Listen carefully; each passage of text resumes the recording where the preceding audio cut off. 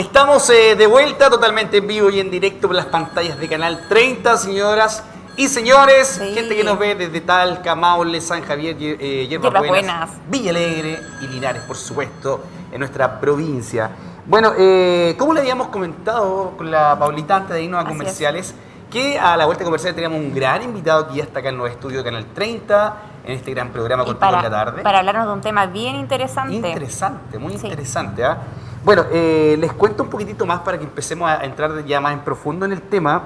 Tenemos a Rodrigo Godoy, él es economista, y vamos a hablar obviamente a raíz de la llegada de la pandemia, por supuesto, que se ha generado un gran cambio en nuestra economía, ¿cierto? Sí. En nuestros bolsillos.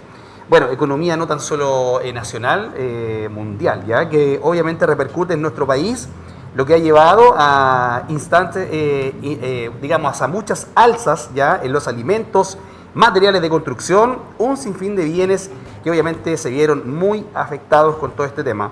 Bueno, no con ello, también se agudiza un problema en el viejo continente, lo cual ha llevado a un incremento en el precio del barril del petróleo, como ya sabemos lo que está pasando lamentablemente.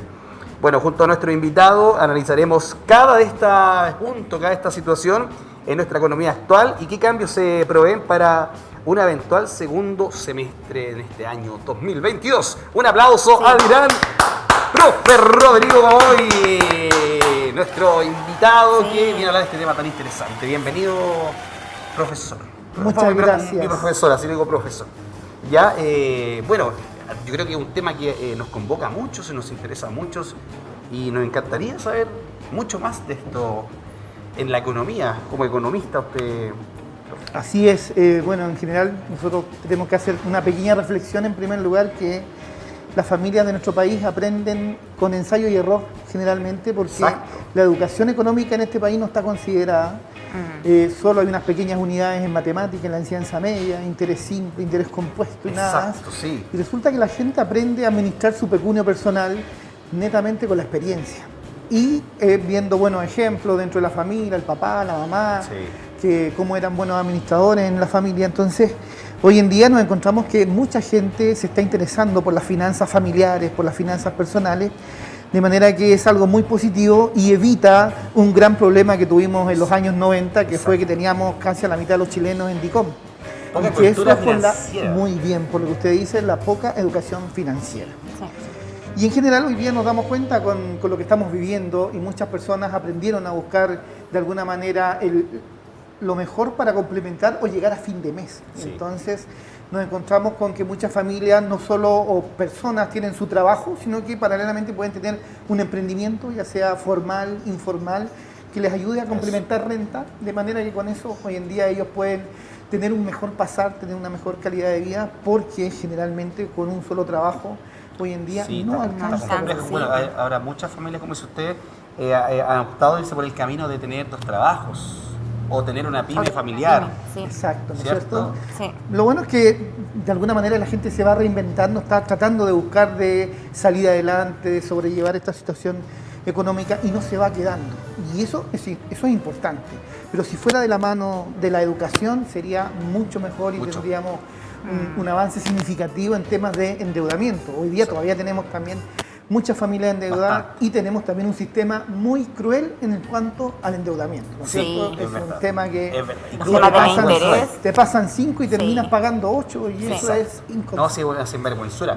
Profe, a ver, usted ha hablado obviamente de la escasez, y todos estamos claros que hay mucha falta de educación en el tema de todo lo que es en lo financiero, digamos, en llevar bien quizás las cuentas al orden.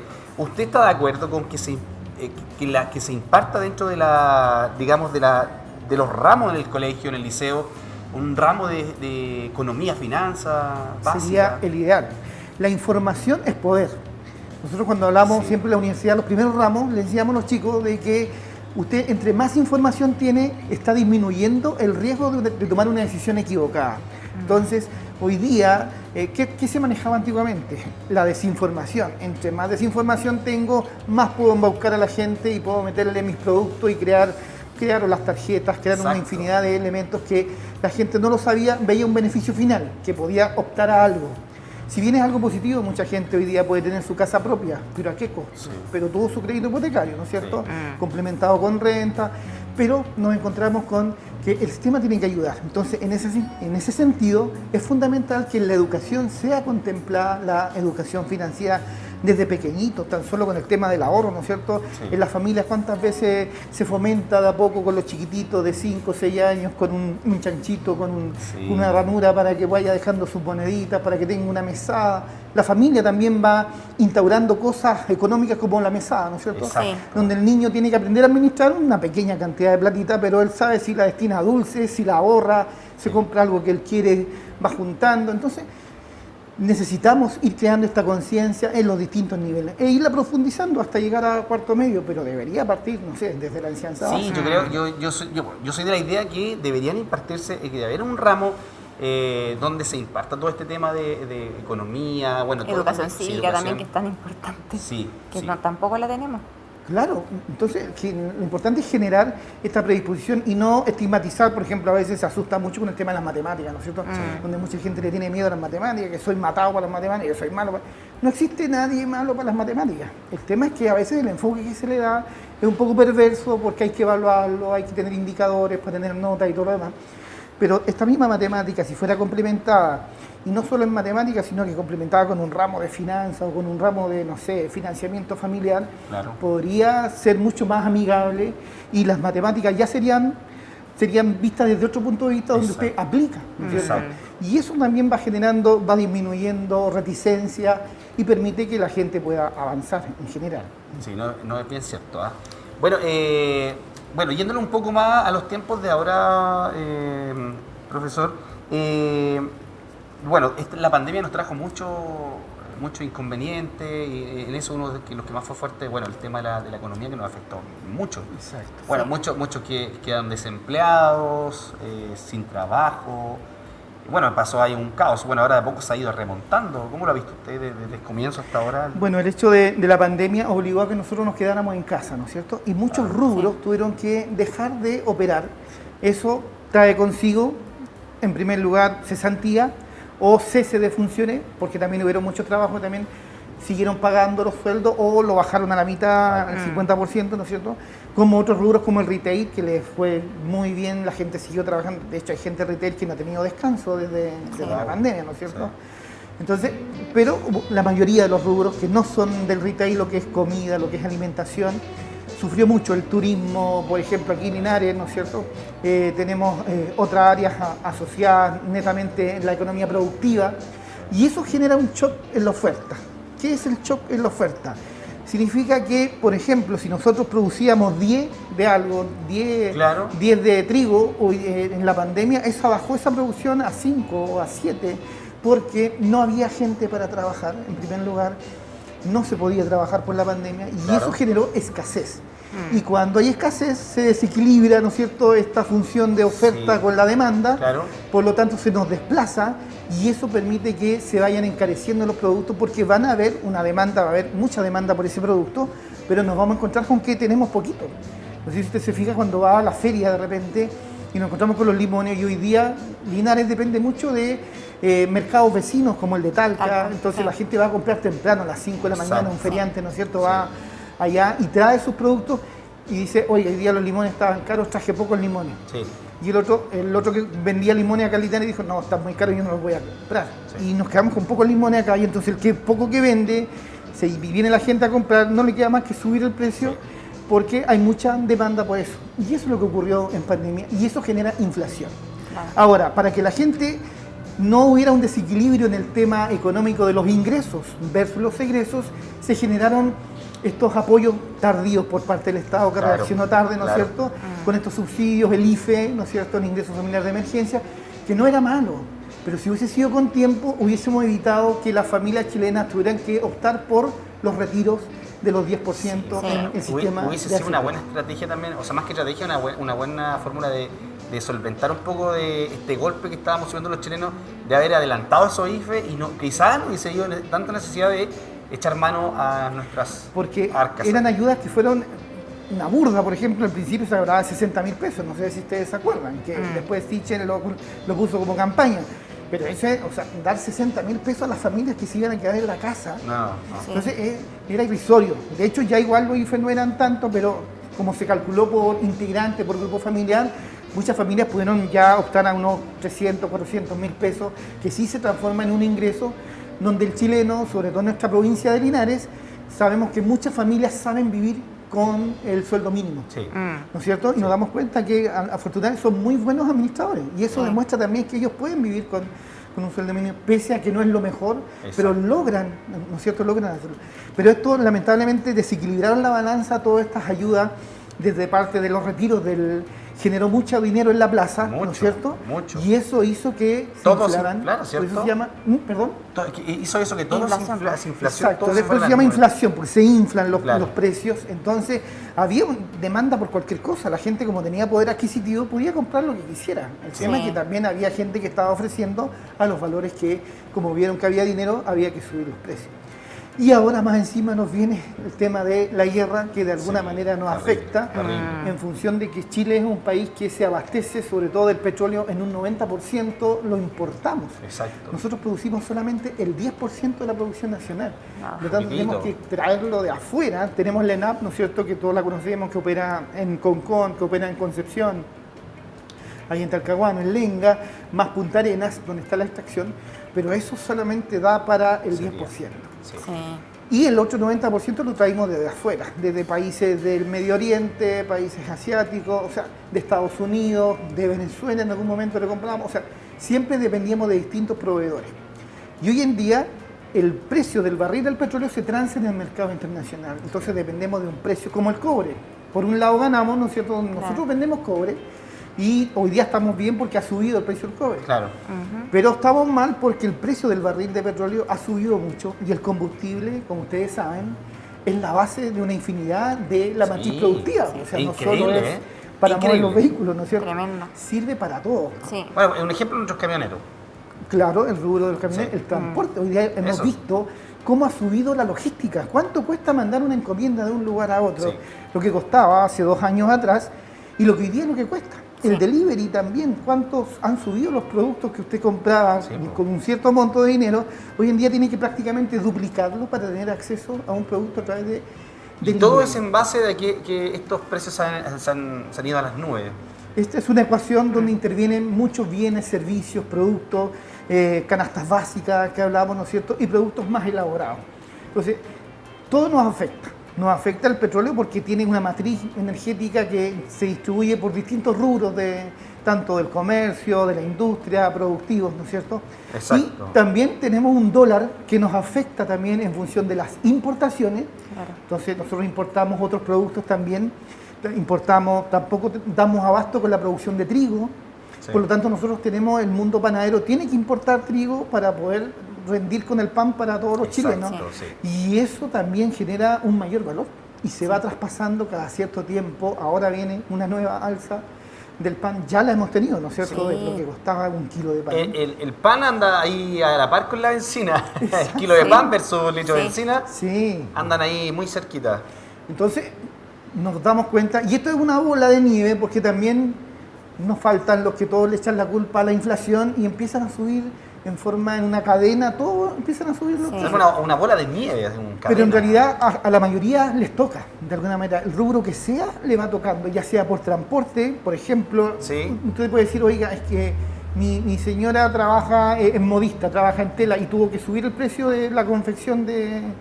Es verdad, porque las telas también son importadas, entonces a lo mejor la tela sigue costando lo mismo, pero traer la tela desde Europa a Chile o desde China Ya se hacia disparó. Chile, ya se disparó un container, hoy día está carísimo llenarlo, entonces ya tiene un costo asociado, traerla de ahí desde que llegó al puerto acá, entonces son costos asociados que al final van sumando y se transforman en un mayor valor para el producto final que va a entregar una persona. Profesor, y Tanta con toda razón. esta inflación, ¿qué desafío económico va a tener, por ejemplo, ahora el gobierno de Gabriel Boric, que empieza ya mañana?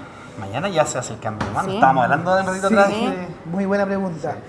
Bueno, desde el punto de vista de la economía, el camino es bien austero, ¿ah?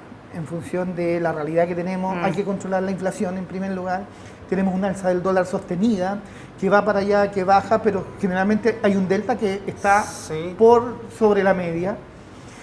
Todo este problema del conflicto de Ucrania, por lo tanto nos va a afectar, y nos va a afectar más. O sea, es una variable más que se suma a lo complejo ya que venía en función de la pandemia. Ya estábamos golpeados por eso. Ya veníamos en el golpeados, bolsillo, ¿cierto? Sí. Y nosotros también teníamos que recuperar. De hecho, no sé si ustedes han tenido la oportunidad de ver las últimas cifras del IMASEC, ya no crecimos sobre 2 cifras. Ya bajó el crecimiento y ahora el crecimiento viene, ya llegamos al pic de la curva y ahora la curva empezó a descender. Y eso es preocupante. Tanto, eso es preocupante porque la matriz productiva de nuestro país ya está produciendo menos. Vienen las pandemias, seguimos con pandemia, perdón, vienen este tema de las fases que están controlando de alguna manera. Claro. Y eso va a permitir que una vez más tengamos una contracción de la economía. Versus también las promesas que tiene este nuevo gobierno en el enfoque social, pero ese enfoque social viene de la mano con políticas económicas que tienen que financiar. Por lo tanto, va a ser complejo cómo el ministro de Hacienda pueda lograr que el Estado genere los recursos que necesita para poder inyectarlos en estos nuevos programas. Y eso también viene de la mano con una responsabilidad fiscal que es de todos. Exacto. Y en eso también el llamado es a todos los chilenos que si también una de las responsabilidades importantes es el cumplimiento en los impuestos. Si nosotros, las pymes sobre todo, trataran de formalizarse la mayoría, tenemos mucho comercio informal. Eso es mucho. Si ¿Pero pudiéramos... ¿por qué será eso que será el comercio informal? ¿Mucho por un tema de lucra, por un tema de desinformación? Varios factores. Lo que usted dice son varios factores. Un tema que a veces cree la gente que para formalizarse tiene que gastar dinero. Y eso es un error. En este país, formalizar una pyme es muy económico, es barato. Constituirse en primer lugar. Iniciarse ante impuestos internos es gratis prácticamente. Tiene que tener la asesoría de un contador que no le va a cobrar una gran suma. Y lo otro, que usted trabaja con impuestos, va a estar dentro del mapa, tiene opciones a postular a proyectos, a subsidios de alguna manera, y también ayuda a la matriz productiva del país a pagar con sus impuestos. Porque todo se genera con impuestos. El problema de la informalidad es que el señor igual compró con IVA y está vendiendo sin IVA, está compitiendo en forma desleal con alguien que está pagando, que está a 2 pasos con un local comercial que paga arriendo, que paga impuestos, ¿no es cierto? Claro. Entonces es como una competencia desleal desde ese punto de vista. No debería pasar. Entonces es bueno fomentar el emprendimiento, pero también hay que irlos acompañando y asesorando. Creo que han habido buenas políticas, pero creo que tendrían que ser un poquito más agresivas en el sentido de formalizar en un menor plazo a toda esta gente que está con su comercio informal, de manera que tengamos un fortalecimiento de los impuestos. Si usted ve, otros países han crecido en función de ir cumpliendo con sus impuestos. Sí. Pero por ejemplo, uno se va a dar vuelta, no sé, al paso peatonal. Está lleno de comercio, yo creo que ninguno está formalizado. Pagan un permiso municipal a veces que, ¿no es cierto?, que les autorizan. Pero no usted está de acuerdo que, claro, todo tipo de comercio que esté en la calle informal tiene que estar formalizado. Bueno, no debería existir el comercio en las calles, en primer lugar. Es importante que las autoridades busquen lugares. Hemos visto experiencias en otras ciudades donde a las finales este grupo de emprendedores con el municipio, con un equipo de asesoramiento, buscan un lugar y se van a un lugar y ponen su feria ahí y subarriendan y pagan entre todos una cuota o para comprar el lugar o para arrendarlo. Claro. Y los tenemos y los sacamos de la calle en primer lugar, porque la calle también fomenta mucho la delincuencia, ¿no es cierto? Eso sí. Entonces sería muy bueno eso de apoyar a esto. Tenemos cuántos lugares que están abandonados en las ciudades que podríamos hacer buenos convenios, ¿no es cierto? Ya sea con los dueños o que el Estado haga un esfuerzo y colocamos ahí a los emprendedores por distintos rubros, por ejemplo. Entonces, en ese sentido, falta más de iniciativa, falta más creatividad para poder apoyar. No es malo emprender y tampoco ellos si no tienen ese ingreso tampoco van a tener con qué comer para su casa y también hay que tenerlo en cuenta y por eso a veces se les permite. No está tanta mano dura quizás. Por eso es importante lo que usted dice porque no hay mucha fiscalización tampoco, no hay mucho recurso humano para que esté ahí constantemente velando.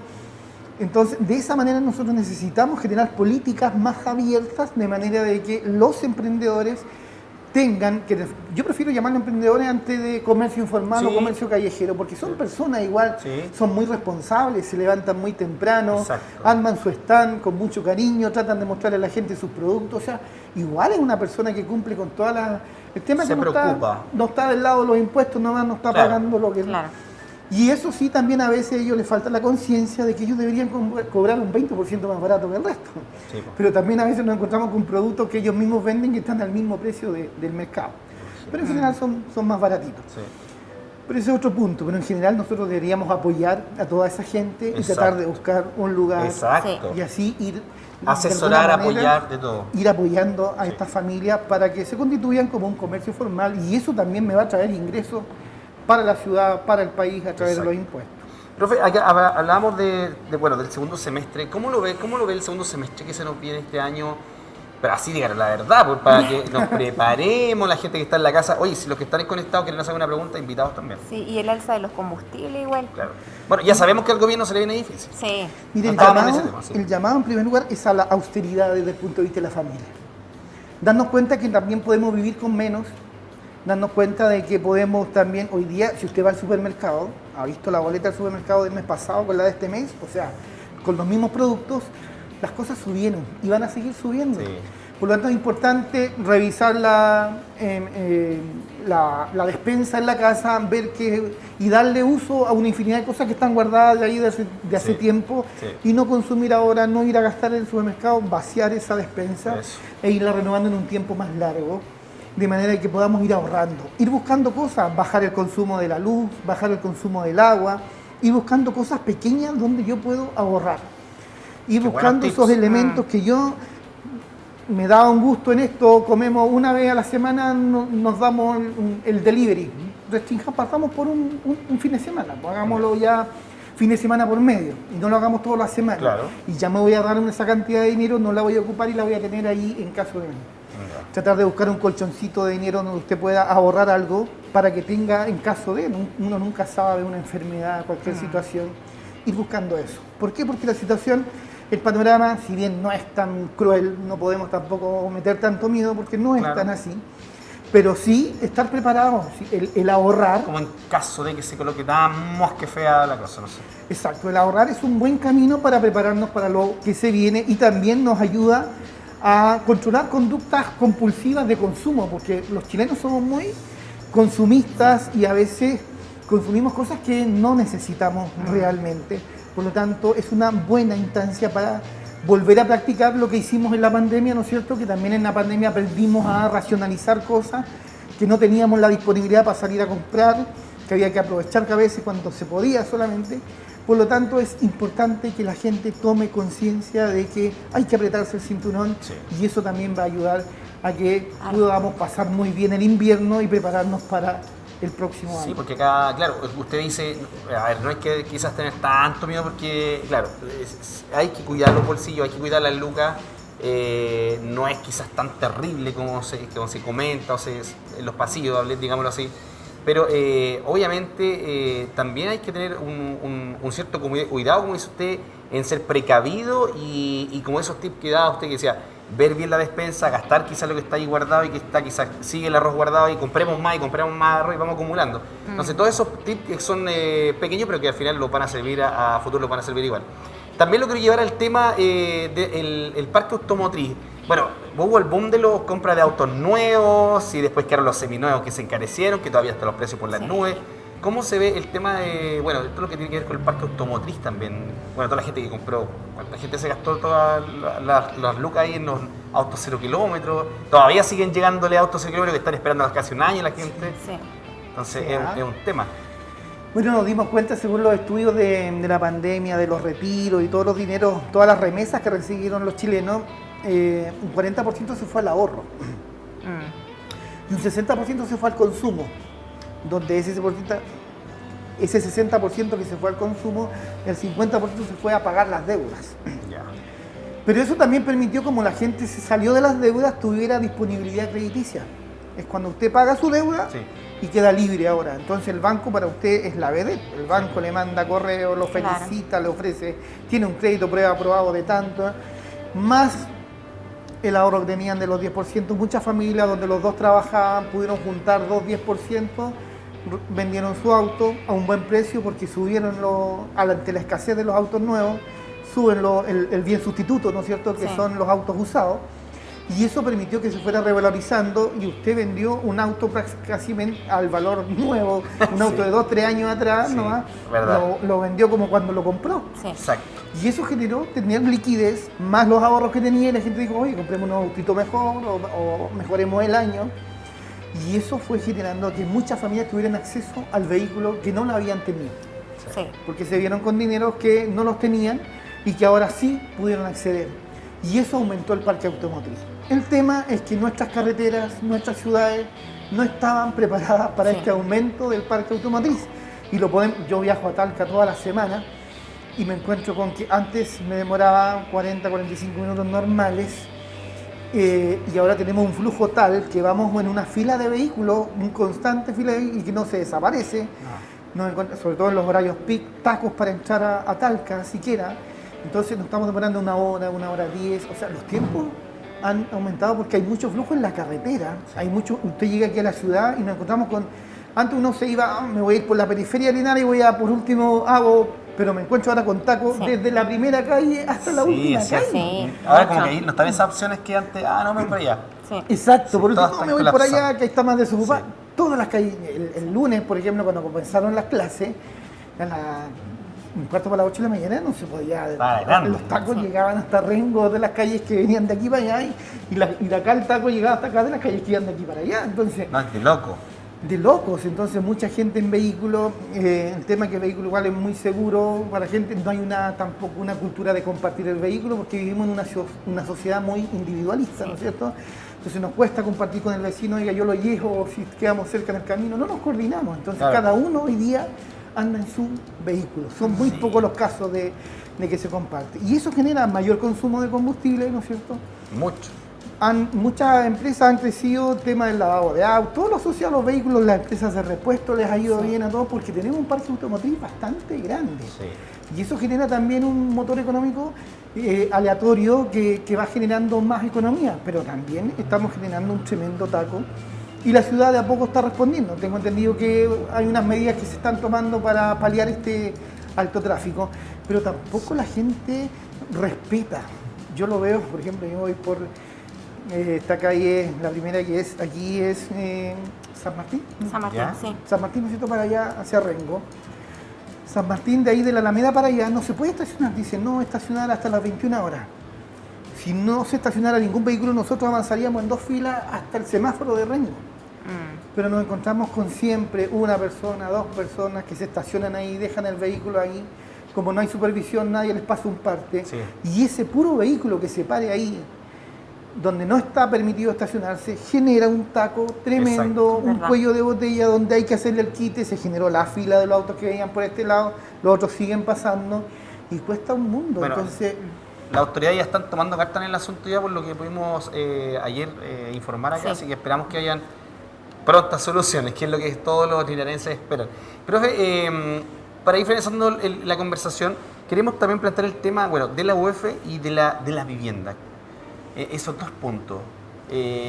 ¿Cómo se ve ese plano también? Porque ahora en las noticias, todas las semanas nos están diciendo que cada vez se hace más difícil adquirir un departamento, cada vez se hace más difícil adquirir una vivienda, que los arriendos están por las nubes. Entonces, es como, chuta, ¿qué va a pasar? ¿Qué hacemos? ¿Me espero? ¿Compro un terreno? Esperemos que pase 1 año, 2 años. Los terrenos están carísimos. No, sí, los terrenos están por las nubes. Ustedes quieren adquirir su casa, ¿no es cierto? ¿Te gustaría? Miren, nos encontramos con una situación bien compleja que tiene hartas aristas. Esta ecuación tiene muchas variables. En primer lugar, tenemos que la mayoría de los créditos hipotecarios se basan en unidades de fomento. Claro. Muy pocos de los créditos hipotecarios de vivienda son en pesos. Y eso tiene un costo, porque la unidad de fomento es una moneda que se va corrigiendo diariamente. O sea, tiene una corrección monetaria. ¿Qué es la corrección monetaria? Es como la actualización del dinero, del valor en el tiempo. Ya. Por lo tanto, la UF se va actualizando en función del IPC. Si el IPC creció este mes, crece la UF. Y día a día hasta que llega a un tope en 30 días.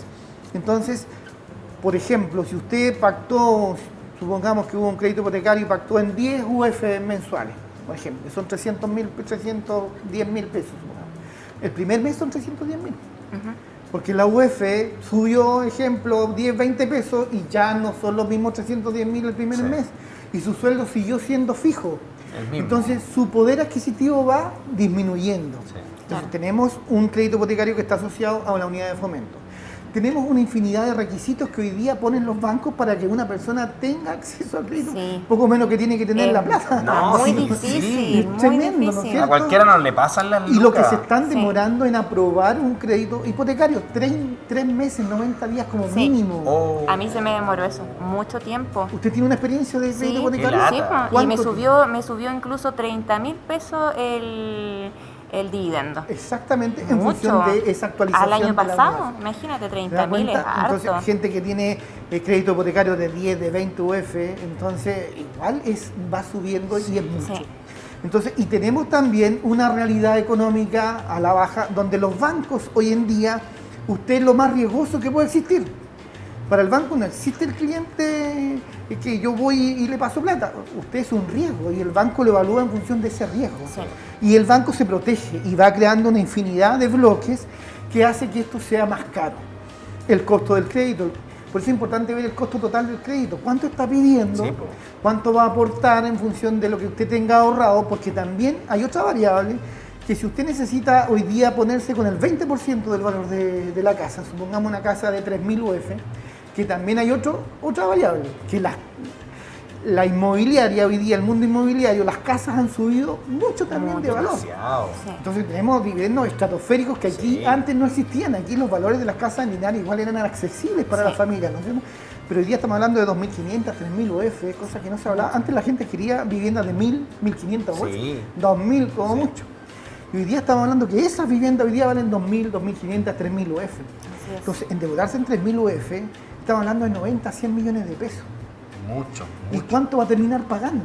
A una tasa del 4,5%, 5,5%, que hoy día tampoco es recomendable hoy día endeudarse por el alto nivel que están las tasas. O sea, ¿usted recomienda a la gente por lo menos esperarse?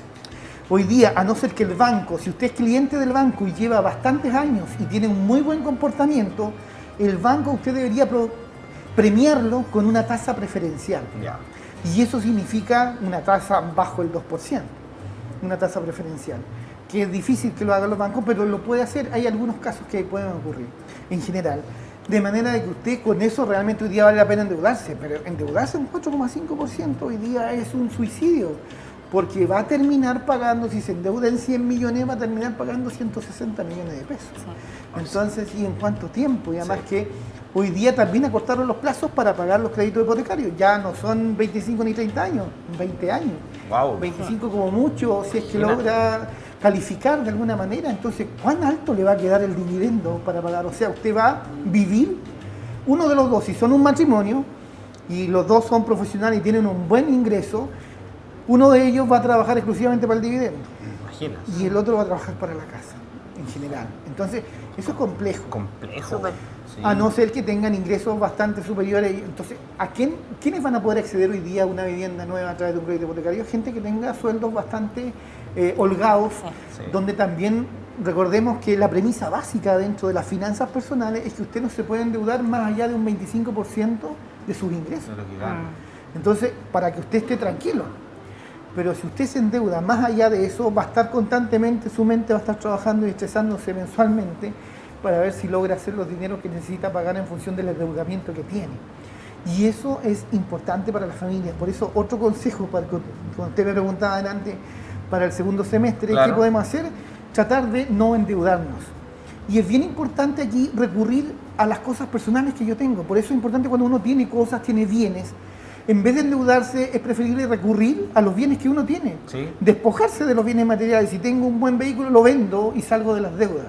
Si tengo un terreno por ahí, un segundo terreno para allá, para una linarense que no tenga un pedazo de tierra en Pejerrey o en el lado de Lancoa, venda ese terreno, pero no se endeude, de manera de que tenga una sanidad en el tiempo y que le permita vivir tranquilo. Eso, echarle mano a lo propio y no a lo ajeno. Exacto, pone en riesgo su propio pecunio después, que se vaya a través de deja de pagar, deja de cumplir y se va a ir a precio huevo, hablando en palabras sencillas, el trabajo de toda una vida, de haber ahorrado por un terrenito, de haberse comprado su vehículo y se lo van a rematar y lo que le den. Y el remate sabemos que siempre es un menor valor de lo que corresponde. Por eso es importante que la familia esté siempre atenta a estos atisbos del mercado, de manera de que podamos tomar buenas decisiones, informarse bien, asesorarse bien, ir a preguntar, de manera de que puedan tomar buenas decisiones en función de lo que ellos tienen. Qué bueno, qué buenos datos, buena conversación al hueso con el profesor Godoy, Rodrigo Godoy, economista obviamente, que nos trae acá el programa a esta hora de la tarde. Mucha gente también es conectada, también atenta a la conversación. Yo creo que es un tema que nos sirve a todos. Nadie está ajeno de esta conversación, de estos consejos, de estos tips que nos pueden dar. Así que nosotros estamos muy agradecidos. Yo creo que lo vamos a tener que traer más seguido para acá, el profe, para que lo venga a tirar la oreja de repente, porque de repente uno, claro, no tiene esa cultura o esa educación, no sé, de poder saber ahorrar y cómo ahorrar. Y estas cosas nos sirven demasiado en ayuda al bolsillo. Encantado de poder Y dudas también que la gente de repente tiene y no sabe cómo. Si la gente también puede canalizar las dudas de la gente, perfectamente podríamos irles respondiendo e irlos apoyando. Exacto. Nosotros tenemos una consultora que es Gesting Consultores, donde tenemos sede en Talca, en Concepción y en Linares, donde tenemos un sector pro bono que llamamos, que es donde ayudamos y asesoramos gratuitamente a la gente en sus temas de finanzas personales. Tenemos que devolver a la comunidad también lo que uno hace a veces y lo que ha logrado y lo que ha avanzado, en función de que mucha gente no tiene acceso a eso y tenemos que tratar de apoyarlo. Qué buena. Así que no hay ningún problema, y si nosotros podemos seguir acá apoyándolos, también estamos abiertos a que la gente envíe sus dudas y podemos ir. ¿Dónde nos pueden contactar, profesor? ¿En algún número de teléfono? Instagram, ¿A ustedes? Facebook. A través de gesting.cl, a través de la página web gesting.cl, ahí pueden estar en el sector de finanzas personales. Ahí lo pueden por Instagram, está en Facebook también, tienen un fanpage, Gesting. Por lo tanto, nos pueden ubicar ahí. Qué bueno. Tremendo dato también, tremendo dato. Súper. Bueno, muy agradecido, profesor. Muchas gracias por la conversación. De verdad que fue un gustazo haberlo tenido acá en nuestro programa. Como le digo, esperamos tenerlo muy pronto por acá para que también nos venga a comentar de otras cosas también de la economía. Sí. Así que un aplauso a nuestro profesor Rodrigo Godoy, que vino acá de día a Contigo en la Tarde. Agradecido. Nosotros nos vamos a una pequeña pausa comercial.